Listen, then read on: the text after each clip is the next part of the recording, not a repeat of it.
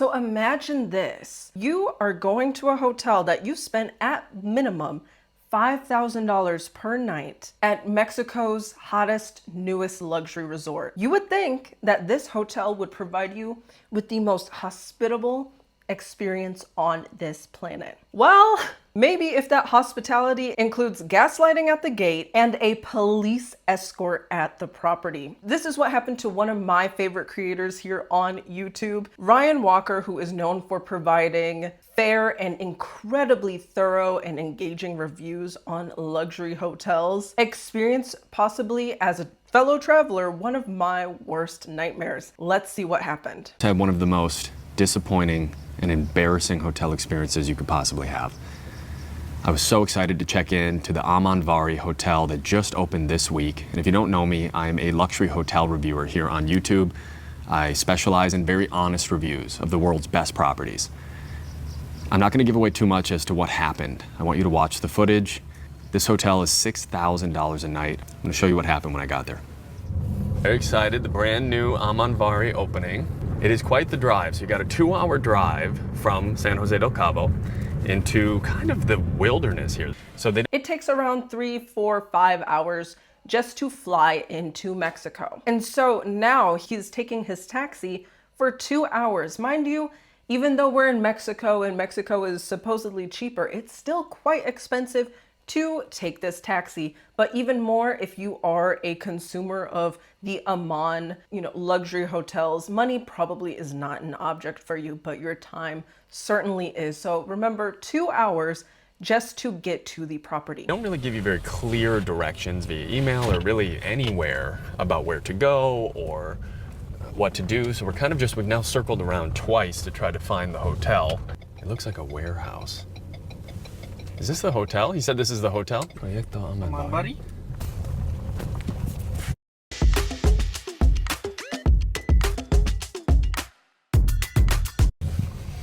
Tengo una reservación. ¿Hacia dónde sería? Amanvari. Amanvari. ¿Dónde es el acceso? So it's not very organized. Okay. Este es el acceso a colaboradores. Reservación de Amanvari. Your name is Ryan Walker? Yes. Yes, I know you. Allow me to verify your information, okay? Okay, thank you. So notice, again, take note here. They said, "Are you Ryan Walker?" This is Ryan Walker. How else would they know? He said he did not tell them his name yet. He just said, "I have a reservation for Amanvari." What's going on? This is such a strange area. It's kind of like... Que no puede ingresar, no pasa. They say cannot enter? Ajá, que no entre. Apparently our driver's saying in Spanish that they are saying he cannot enter or pass. Excuse me, Mr. Walker. Yeah. We don't have your reservation. Do you need the number? No, we don't have your reservation in the system. How did you know who I was then? I don't know what happened. Maybe you cancel or... No, I didn't cancel. Here we go. We booked it weeks ago. Yes, we don't have your reservation. Actually, this is my supervisor. Is you... Okay. How are you? Hi there. So what's going? So here's the reservation. Did you receive another email? I don't think so. Can you I get so many emails. Your reservation was not confirmed. No, we booked it weeks ago. We were talking with the team. Look, keep getting emails. This is this morning. Sorry, mister. Yes, we don't have the information. What do you mean? I mean, we drove 2 hours. Like, what do you don't have a reservation on file? Sorry. Yeah. Excuse me, Can you get the manager, please? I'm sorry, we don't have a reservation confirmed and we can permit access. This is a private property. Can have a permit access if you have a reservation. I have a reservation. I paid for the hotel. I have a reservation confirmation number. Can you get a manager, please? We can have access. We don't have to come in and they come out so we can speak to them? I'm sorry. I need to talk to the police. I'm sorry. My apologies. Wow, okay. Yes. Could you imagine? So you have, right, Ryan Walker, very reputable YouTube luxury hotel reviewer, right? So he does have a presence online. I think he has more than 100, maybe like 130, 150,000 subscribers here on YouTube. And, you know, some luxury resorts may not like that, especially when they're just first starting up and there's complications. Of course, there's always going to be It's not always going to be smooth sailing when you first open your property up, and there might be some hiccups here and there. I assume because he came on their second day, the first day happened, and they're probably like, oh crap, we need to cancel this man's reservation. Ryan Walker is going to put us on blast. We're probably going to be ranked on the bottom of his ranking. And he's a very fair reviewer, but he does, I guess, nitpick some things, but it's how you know that he's being honest about stuff. He has not given anyone just flat out perfect scores because, they give him a kickback, and he doesn't mention that sort of stuff. So they can't bribe him. He's not really, from what I have been able to tell as a loyal viewer, he has not been bribed by any sort of hotels. Imagine if he was just alone, or I'm thinking as a solo woman traveler, that would be unbelievably unsafe to do. One, you're calling the police on me.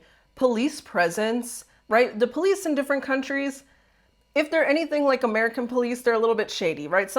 I don't trust the police in any country. I don't care if you are the Netherlands, the US, or Mexico, right? I am very skeptical on how the police can help, and especially when they're not on your side. Immediately, it's the hotel putting you in an unsafe situation. So that's another thing. You're in a different country, but if you're in another country and they're speaking in their native language and they're still putting you kind of in that unsafe situation, one, they're not even allowing you into the property. They're not getting the manager to help you with stuff. They're not even setting him up. And this is another thing. They're not even setting him up with another hotel accommodation. And we're going to get further into the video where they did send him another email, right, saying your reservation has been canceled. But it's the most despicable way. And I genuinely mean despicable, and I love to use the word diabolical. It's also quite diabolical, in my personal opinion, what they did. So let's carry on watching. Okay, let's go. Thank you. Gracias. Que les vaya bien. So just a little flustered here, so Es mi propiedad y no te mueves. Sí, pero voy a hacer What is going on? ¿Te mueves tú o...? por eso. Me voy a hacer para atrás, Ok, pero no adelante. deben de tomar. we're leaving with nothing to Adelante, do. Muchas gracias. Sí. Entonces Proceda, mi hacemos estimado, una por cosa favor. Yep, she's calling the police right now. Wow, okay. They said I received an email and I went to go search, and late last night, the night before here when I was filming yesterday, I got an email and he says, I'm writing to you personally regarding your reservation with us arriving tomorrow. Having opened only days ago, we're still in the earliest phase of settling the resort into full operation, and we have taken the difficult decision to reduce arrivals over the coming days while we complete this work. Regrettably, this affects your stay and we are unable to welcome you as planned. I appreciate this news arrives at very short notice and I'm sorry for the disruption. So the night before the booking, they must have had their first night, because it's the second day that it's open. They must have had their first night, and I'm assuming it went poorly. They didn't call me. They sent this email and just assumed that I would read it before I arrived here today. And to be treated the way that I just was at the gate, reviewer or not, as a guest of Aman, who has stayed at many Aman properties, from Aman Tokyo to Aman in Bangkok to Aman Zoe, and had wonderful experiences with those teams there, to be told at the gate that I'm unwelcome to stay. They took pictures of our wonderful driver's car and he asked them not to, and they still did, and they called the police to escort us off of the property. So this is how Aman Vari is treating their new guests, because they're not ready to accept reservations at their property. This is how they handle it. Just pulled over to the side of the road here now. The driver's actually using the bathroom because we couldn't go in and use the restroom. Here's why that was so serious. Here's why this is such a big deal. Independent reviewers protect the customer. Independent reviewers like myself help make sure that this is a balanced narrative. If you silence independent reviews and cancel the reservations before you actually check in, what happens is now the narrative is fully controlled by the corporation. Right now, as we speak, you can go on to the Aman Vari website and book a stay for tonight. There's no discount for it being in the first week. This is a hard launch. This is not a soft launch of the hotel. This isn't friends and family. The hotel is open. I got maybe 6 or 7 emails today about this hotel being open. It's officially available to book. If they canceled every single reservation this week, that would be a different story.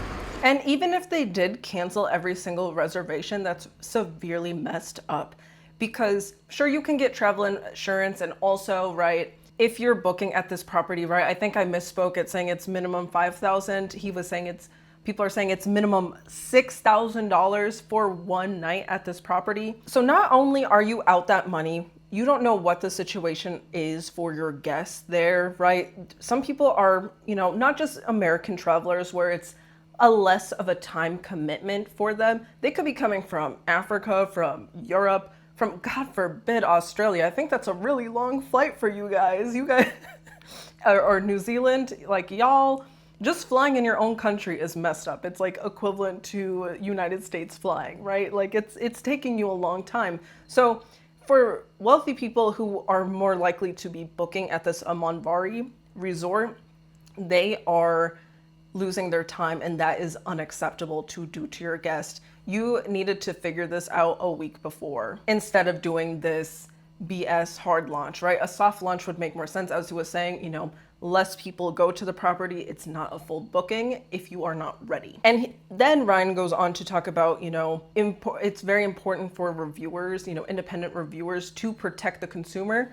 And I really wish I would have taken I should have known that this company was going to have Google take down the reviews, because at one point they did have like 1.8 stars on their Google reviews, and it mainly stemmed from this video that Ryan made because it went pretty viral. I do understand, right? Review bombing a company is, in my personal opinion, not okay, but it's also disingenuous because there are only like 2 5-star reviews and they're like, oh, it's excellent, not taking into account, right, that there really was a bad review. Ryan should leave a bad review because he was actually trying to be a customer. They took his money, but then canceled on him. You guys, what do you think? Would you not be unbelievably pissed off? Aman Properties, and I'm sure I've been showing pictures of what they look like, and I'll insert some now as well, is they are beautiful luxury resorts. Like, this is where you go when you want a more serene experience. They have a limited amount of people that are allowed onto the property at a time. So it's more tailored, or not like, I guess, yeah, tailored to the individual. It's more of a private experience,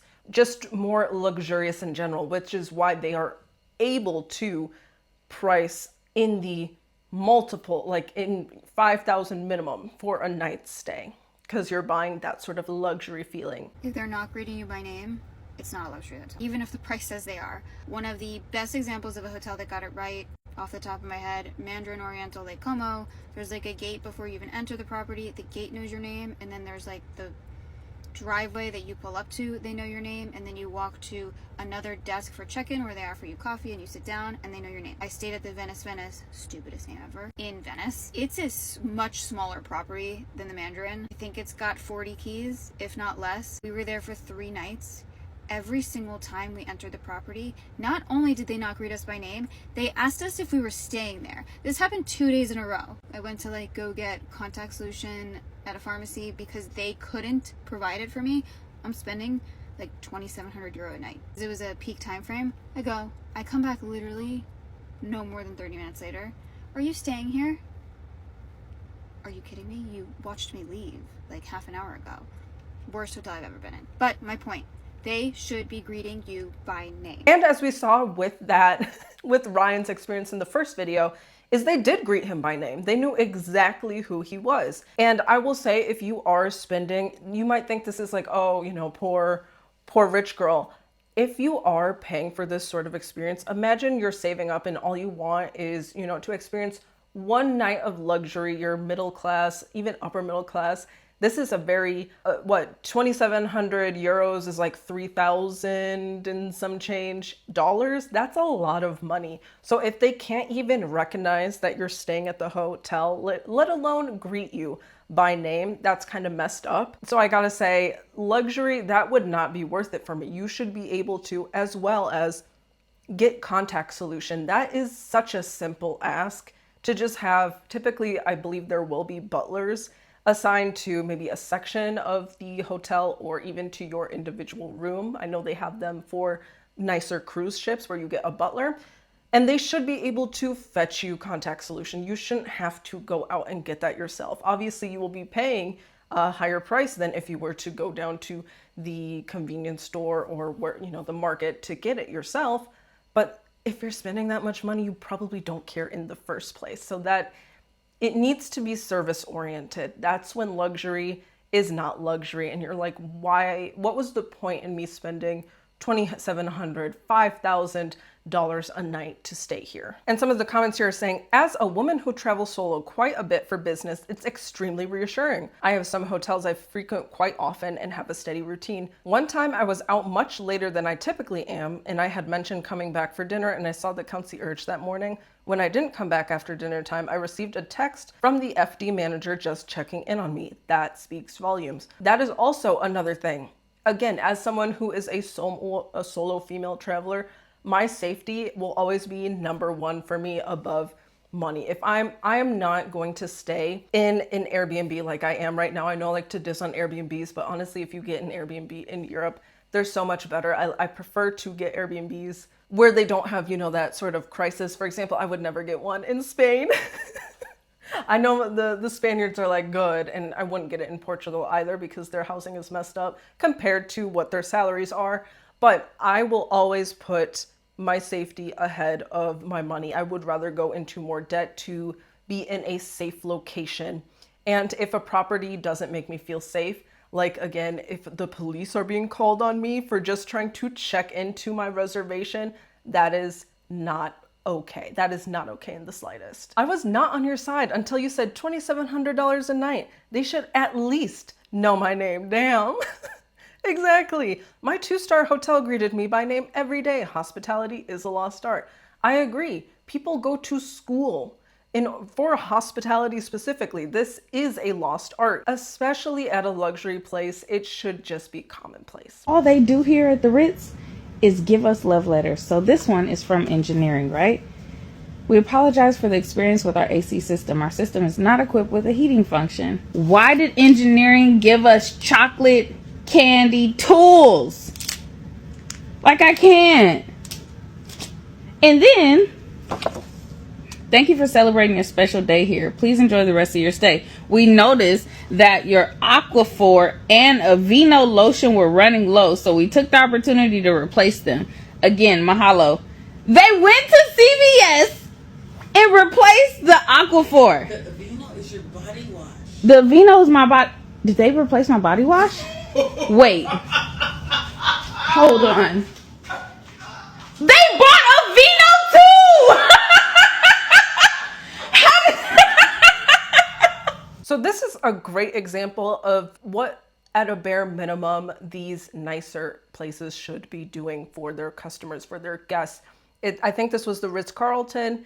They noticed, oh, hey, this guest is running out, not really even running low on Aquaphor or Aveeno, but it just speaks so heavily to the character of the hotel that they are willing to do this for you. They will notice this. I believe the staff is allotted a certain amount of money to take care of guests in this sort of way. If you're not being taken care of at these 5-star places, especially how much does Aveeno cost and Aquaphor? Like $11 maybe if it's exorbitant, right? I think they said mahalo, so they're in Hawaii. So that's probably, I don't know, $20. Y'all in Hawaii are really getting scammed.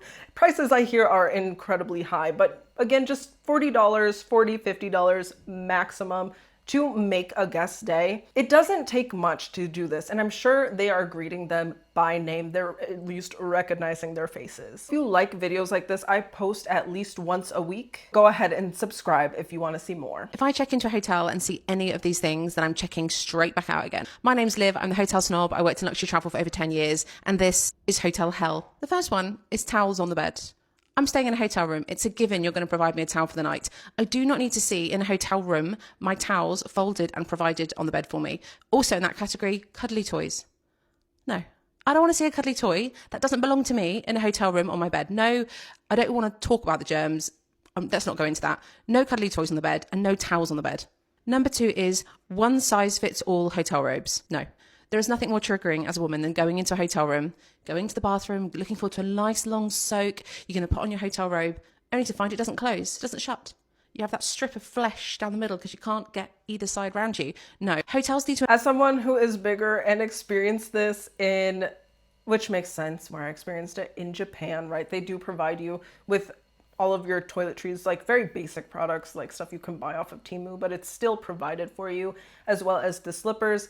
But the robes, like as a bigger girl, y'all, I'm like, there's really no point in me putting this robe on because it's not gonna close. Now, some places it did close, but I think maybe they recognized that it was an American name, right? American bodies, Americans are typically going to be a little bit bigger than the average Japanese person. I think that's just a known fact. We are a bit bigger. Some of us bigger than others, but that is okay. So I'm completely with her on this one. I would be so annoyed. Like, give me the biggest or, you know, the second largest robe that you have for your guests. Invest in robes that actually are one size fits all. If they don't fit me, they're not going to fit a 6'4", 25 stone man, are they? Get robes that fit everyone. Also, same category, if they're crispy. Why are hotel robes crispy? If they're crispy, you've overlaundered them. Get me a fluffy robe. Get me one that I want to slip on after a bath. I don't want a crispy robe that doesn't shut and has short arms. Why are they so short? I don't want that. Hotels need to invest in good quality robes. Thank you. Number 3, 80s style hairdryers they have bolted to the bathroom walls that you've got to keep your finger on to make work. So they move at a snail's pace. They blow out like a tiny bit of hot air now and then, but also they suck your hair in to the filter. There's no reason in this day and age for a hotel not to have a separate hairdryer of a good quality, even a straightener. Throw in a tong. God, I love that. Please, no more of these 1980s Victorian era medieval hairdryer contraptions because they just scalp me and I'm just sick of it. And I can't tell you how many times my hair has been eaten and fried up in the air fryer, in the hair dryer. It's absolutely annoying. And then I'm like, oh, let me get my scissors out because I'm always like, I don't know if anyone else does this, but I just love to randomly chop off my split ends no matter where I am. I just have them on my desk and I just start chopping away, like typically while I'm watching a YouTube video. Points to you if you're doing that right now watching this video. Chop. before, well, you've come to a hotel. You want a good night's sleep, right? You check in. What's that on the wall? Is it the sun? Is it a lighthouse? Is it a new Heathrow runway? No, it's just a panel on the wall that helps you control the AC and the heating. It's so bright, it cannot be turned off, it cannot be covered. This is what one of my friends experienced a few weeks ago in a brand new hotel. Do they not have people stay overnight anymore to check these things out? But if you're a hotel, you need to make sure these things can be covered. They can be. I'm with her on that. It's so obnoxious to have those bright lights, or, you know, to indicate that light is being used, energy is being consumed. I don't need to see those bright lights. It's absolutely ridiculous, especially in a luxury setting. If it's a motel, whatever, I don't care. I probably paid the cheapest price possible to be in this location. All right, so enough of hotels. We know that the luxury experience, it can be good, right? But you really can't have too high of hopes anymore, it seems. So going on to the dining segment of the video is, you know how high-end restaurants really do love to talk about their sourcing and their technique that they use. So you would think with all the care that they put into, you know, making presentation look good, they would care about food safety as well.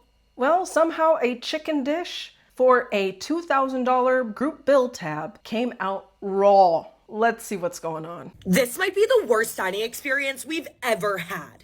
I know hospitality in the Hamptons isn't the best, but this was criminal. And it's such a shame because it was a beautiful venue.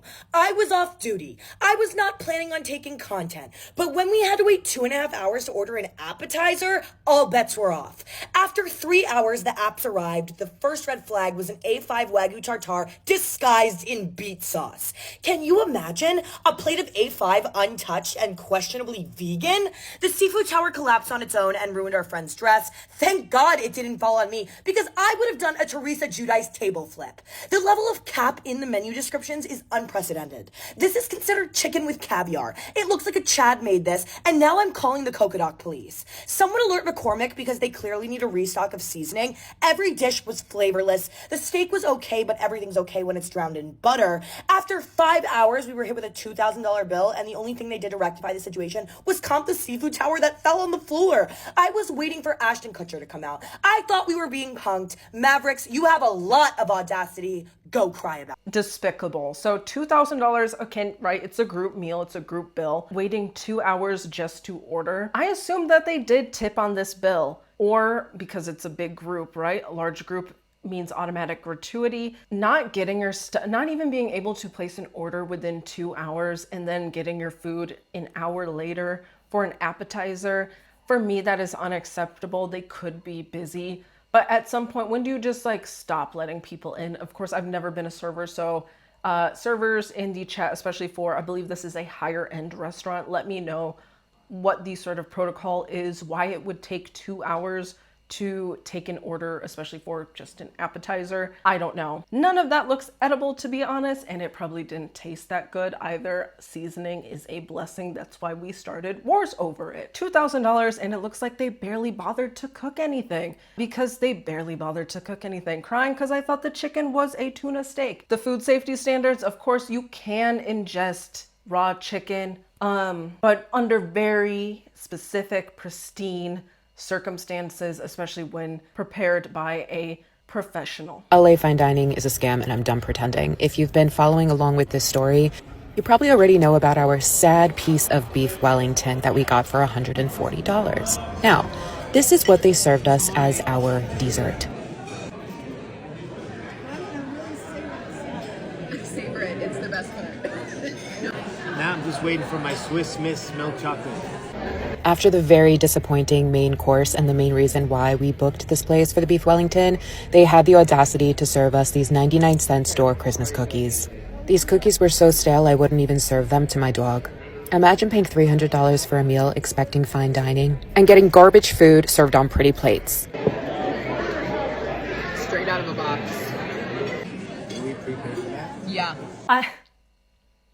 It's not okay what these places are doing. They expect, because again, you go there because you heard, by word of mouth, by social media, that these places are nice, provide a good experience. Sometimes experience and taste of food are not included, or not, they don't come together. It could be a nice atmosphere, but the overall experience seems to be lacking. I would be utterly disgusted with how I would be treated there. Poverty saves me again, which it kind of does. If you are going to a nice place, typically more likely than not, you can afford to take the L when these places do not provide the standard of service. And then if you don't, right, you save up all of your money just to provide maybe for an anniversary, for a birthday present, whatever the occasion may be, Mother's Day, etc. People don't really care about the poor's opinions when it comes to these places, and don't take it into account. They're like, well, you don't understand the protocol, so of course you're not going to enjoy this experience. You're going to be disappointed by it. Whatever. The thing that makes me mad about this is that there are likely people who typically cannot afford $140 per plate, who saved up for a special meal with someone, and that is all they got. Exactly. That's precisely why I share these experiences. Because when you are going to take the massive hit to your wallet for a special occasion, you want to ensure that that hit was well worth it, and is something that you will be talking about with your family or whoever you shared that experience with for the rest of your guys' life, that it was a beautiful experience. Some of these places, they don't understand that not all of their clientele, of course, probably 80% of their clientele can just take the hit. 20%, it might ding that wallet a little bit more, so they have higher expectations. So going on to the last but not least part here is all about shopping. We're going to be talking about luxury experiences, shopping, that are honestly rivaling the Pretty Woman experience. And so this woman says, walking out of Gucci because the salesman was rude. Big mistake. Huge. In the comments here, they are sharing their stories. My grandma used to sell fur and leather clothing. One day, a guy in slippers and torn pants comes into the shop, and all the shop assistants looked down on him. My grandma served him. It was Bob Dylan, and he bought 3 coats. No way. Some retail workers need to realize they just work there, and we shop there. LMAO. Which I never understood the sort of hoity-toity attitude you get from serving wealthier clients. Although I guess you are on a different level from someone who is serving everyone at like the McDonald's. You still aren't necessarily up there, right? When you work at the Louis Vuitton, the Hermes, the Gucci, those sort of places. Now I could understand, right? You are around those people and maybe their snobbery could rub off on you, but you should never judge a book by their cover. Also, if they're just going to be spending their money, you shouldn't care. Fun story, my mom on her one day off went to go pick up her full collection of the Tahitian black pearls from Tiffany. They were being cleaned. The sales associate refused to release them to her because they did not believe she was the owner based on how she was dressed. She was wearing LL Bean jeans and the Life is Good t-shirt. The manager came out, apologized profusely to her, got her champagne, and the next week that employee was fired, never to be seen again. Wow, that's a great story. They should be taught to not judge a book by its cover. Exactly. Also, LL Bean pants are nice pants. The Life is Good. I think that depending on when this story was, right, that was kind of trendy. Also, a lot of these millionaires, especially if you're in places like California, especially I think Northern California, they don't dress that well, I guess, or they dress a little bit more lackadaisical. Think like Mark Zuckerberg, that sort of thing. You know, the t-shirt and jeans. If they walk into a Louis Vuitton and you have no idea who those men are, would you look at them in a certain way? Maybe judge them by their cover? I don't know. What she just proved is actually wild. If you haven't seen the video, basically the day before she tried to go into Chanel, but she was wearing loungewear and they wouldn't let her in. They told her she needed an appointment and turned her away. So today she got dressed up and decided to go back and see how they would react. Almost like a Pretty Woman moment. So she goes back to Chanel today, dressed up in all of her clothes, and they let her straight in, which means you are being judged in big luxury stores based on what you're wearing. And I have a similar story where I tried to go into Gucci once and I was wearing clothes because I just gotten off a plane. I tried to go into the Gucci store and I was like wanting specifically a ring. And so the staff were like, yeah, you know, we'll get someone to come over and help you. And plot twist, nobody came to help me. I ended up waiting like 10 or 15 minutes and nobody came, so I ended up leaving. But then the next day I came in dressed, like wearing proper clothing, and suddenly they let me in straight away. Someone comes up to me, they're asking me what I want. I asked them if they had this ring. They were like, oh my gosh, we just sold out of it yesterday. And I said to the worker, like, I was in here yesterday and no one came to help me. And she was like, oh, that's so weird. They treat us poorly based off of what we wear, right? And that's Bethany Frankel. Of course, you don't need to know who all the celebrities are, or, you know, A-list, B-list, whatever list you would put her in. Even Bethany Frankel, who I think is a well put together woman, like she looks like someone who probably has money. Even if she was rejected, just wearing, you know, basic clothes, right? Like, I guess it's happening to Bethany as well. The Louis Vuitton in the King of Prussia Mall basically tried to ruin my friend Francine's birthday. Let's talk about it. I have avoided posting about this. I was hoping that maybe my feelings would change, but they have not. So let's get into it. Not long ago, me and a bunch of other bag lovers did a huge Coach meetup at the King of Prussia Mall location. And it just so happened to be one of my good friend Francine's birthdays. And she was really wanting to treat herself to a Speedy. It's about 6 or 7 of us after the event decide to head over to the Louis Vuitton location, also in the King of Prussia Mall. When we first walk in, we're not even greeted, okay? To be honest with you, there were like 3 SAs standing around who all kind of like turned and did something else, acting like we didn't even enter the store. That was red flag number 1. And if you've ever shopped at Louis Vuitton, a lot of times it's better to either have an appointment or to find an SA who is available and have them show you the things that you're looking for, because they definitely do not put everything that they have available out on the floor. First walk up to a girl, I'm like, hey, we're here. It's my friend's birthday. She's wanting to look at some Speedies. Is anybody available to assist her? No problem. I'm going to go ahead and look for somebody to help you. So we wait about, I want to say 10 minutes. Nobody comes up to us. I can't find this girl anymore. So I walk up to another employee. She looks at me. She looks at our group. And then she's like, let me see if I can find somebody to help you. This is when it starts to get weird. Okay. So she walks up to a group of 3 SAs who are standing there doing nothing. And she's like, hey, are any of you guys available to help them? So again, it seems like they're avoiding us. Like no one wants to help us, which is really strange because it's a store. And I'm thinking in my head, you know, maybe they'd like to sell things, right? I don't know. Just me. She goes on her little walkie-talkie and she's like, hey guys, I have somebody that needs assistance, blah, blah, blah, whatever. In the meantime, while this is happening, a male associate goes over and sees Francine standing at the glass case, and he decides that he's going to help her. Now, keep in the back of your mind, this person that just called for help, no one ever came. And you could say, oh, it's because they saw that you were working with someone. They literally scattered. Like, they did not want to help us. I don't know if we fit the clientele that they would like to help, but we all have money too. Our money's just as good. And to be honest with you, multiple of us may have bought things had we had the experience that we should. He's helping Francine. Helping, okay? She says, I'm looking for a classic Speedy 30. Just like the classic Speedy, a bandolier 30. He brings over a trunk Speedy. No one asked for a trunk Speedy. We all know that they try to upsell, but you should start with the classic Speedy first. As someone who has worked in sales before, you start with the classic, you bring out the trunk after, so you can compare the two and show why the soft Speedy trunk is better. You don't just say, well, fuck what you just asked for, and bring out a different bag. You could just tell he did not want to put in the effort to give Francine what she was looking for. He wanted to just immediately upsell her. So she says to him, it's really cute, but it's just not my style. I like the slouch of the classic Speedies. Do you have a classic Speedy 30? Now, I know that when you are shopping at Louis Vuitton, the classic Speedies do come folded up. I understand that. But what he did with the bag is what triggered me so bad.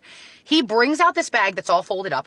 He unfolds it, and instead of just unfolding it like a normal person, he fucking slams the bag onto the glass. It was so loud, like everyone looked. It was the strangest thing I've ever experienced in my life. And he was like, well, we have a 25. So Francine and I like make eye contact, and I am visibly irritated because this is not the experience that I've ever had at a Louis Vuitton ever. Shout out to my SA Faisal in New York because he makes Louis Vuitton, he is the reason that Louis Vuitton is making money over there, okay? So we make eye contact. I'm irritated to the point where I need to walk away because I'm going to be disrespectful now. It is my friend's birthday. She's wanting to spend money with you. Why are you being so aggressive towards her? She looks at the bag. She's like, I'm sorry, but the 25 is just too small for me. Like, I really want the 30. He's like, well, I'm sorry, we don't have any 30s in the classic Speedy, and they're not available online, so good luck finding one. I'm sorry, what? Good luck finding one with an attitude? So I'm like, Francine, there are other Speedies here in the 30 size. They have the Damier Ebonine print. They have the Damier Azur print. Like, they have other Speedy 30s. Is it only the classic monogram that you want, or did you want to look at some other 30s? And she's like, well, I was really leaning towards the classic, but I'm happy to see the other size 30 options. And so I look at the guy and I'm like, do you want to go grab the other 30 options? Like, do you want money or no? Like, I'm so confused. So she just decides, you know what? I'm not liking the experience here anyway, so let's just leave. Like, she's so, you could see, visibly upset, and she just wants to leave now because she feels like she has been ignored, like she's been dismissed, and like we're almost irritating them to have to sell us something. Needless to say, we will never be returning to that location again. And let's remember, these are retail employees. Why do you have so much power to exert your biases onto people and not think that they can afford something? You're just prejudiced, right? I know exactly who you're talking about. Middle Eastern tall guy. He's very rude until he sees your account. Speaking about myself, and he sees that you are a returning loyal customer and changes his tune. Me walking away saying you lost me as a customer.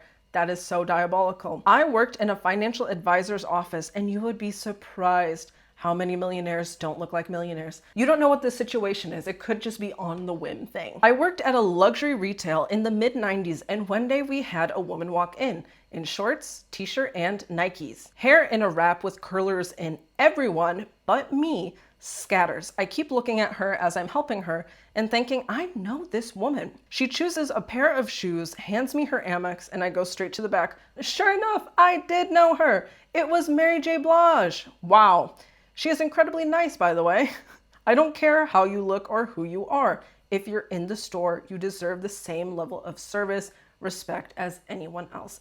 And I think that's a beautiful story, whether or not it's true. I do believe that has happened to many a sales associate where they did not realize an A-list celebrity, sometimes you don't need to always look a certain way. Just help them. I will never get this. I just came out of Cartier because I was getting a birthday gift for my boyfriend. And I walk in, and obviously I'm not like dressed very well because I'm like working in my corporate job. And then I walk in, this lady looks at me up and down. She's not even acknowledging me. And I'm like, what the fuck do I do? Because I never shop at Cartier, right? So I'm walking around the store like a little lost sheep, and I'm like, where do I go? And then she looks at me and she goes, do you need help? And I'm like, yeah, I'm looking for some rings. And then she goes, oh, let me see if somebody can help you. And she couldn't find anybody to help me. So then she ended up helping me. And then she goes, what do you need? And she like did not want to help me whatsoever. She seemed so uninterested because she thought I wasn't going to buy. And then she, like, once she realized like I was actually trying there to buy something for my boyfriend, she then started being like, oh, like, let me actually try to help you. And then she went out to go get rings, and she's like, oh my god, you know what, be right here. Do you like some beverage? And I was like, no, I don't want your beverage. And then I ended up sitting down. She was like super helpful. Later she was like, oh, like, where are you from, like, what are you here? Like, that interaction just seems so like fake to me. I don't think I can ever get used to how like luxury retail store workers like treat people based on like what they're wearing, what jewelry they have on. Because frankly, I just look like any other person walking in the street. Did I end up getting the ring? Yes, I had to because it's his birthday. But it's just like the way she treated me based on like, I could tell she was literally looking at my fingers to see what ring I'm wearing or bracelet I'm wearing. But I'm just like, dude, I don't like that. But I know not all workers are like this, because this other guy was like, hi, has anyone helped you? Like, do you need help? And I was like, no, I think she's helping me. But she was the one who was like only rude. I'm petty in the way that if I was going to buy a Cartier ring, I would be like, you were actually just kind of honestly a bitch. And so I'm gonna go to a different place and not be helped by you because you clearly did not think I was gonna do anything. Also, was she wearing anything bad? She looks dressed a little bit better than the average person, if not quite a bit better than the average person. So I don't know what this whole attitude was on the sales associate front. But what did you guys think? Have you ever purchased anything in the luxury division? Have you been to a luxury hotel, been to fine dining, purchased your, have you purchased an Hermes bag? Let me know, girl. You're top 1%. Let's go. Or do you just not care about those things? I'm personally one who doesn't care about those things, but I understand that it does matter to people and it is something that they like and want to collect and cherish in their collection. So let me know your thoughts. Like the video if you like it, subscribe if you want to see more videos like this, and I'll see you in the next one. I think you'll like my last video on why buying trends is cringe.